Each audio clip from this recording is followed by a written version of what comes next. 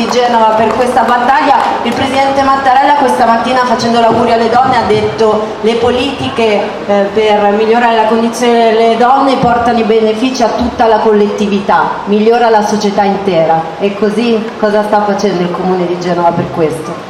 Intanto buon pomeriggio a tutti, grazie a voi per aver organizzato questa iniziativa importante, perché state facendo un lavoro che è fondamentale di sensibilizzazione. Diciamo grazie alle donne, al contributo enorme che le donne danno alla nostra città ogni giorno, e poi lo ripetiamo spesso, può essere banale, ma non dimentichiamolo, non sia l'8 marzo solo una giornata, ma ogni giorno sia l'8 marzo.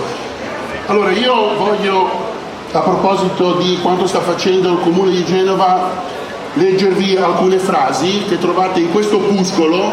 Vi rimando allo stand della Polizia Locale, che racconta quello che il Comune sta cercando di fare con la nostra Polizia Locale. Qui abbiamo il commissario Elisa Frau, vice commissario Sonia Gazzolo e il primo commissario Anania Emiliano.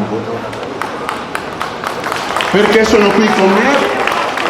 Perché abbiamo costituito un nucleo fasce deboli in piazza Ortiz che si occupa esattamente di questo tema raccapricciante della violenza sulle donne.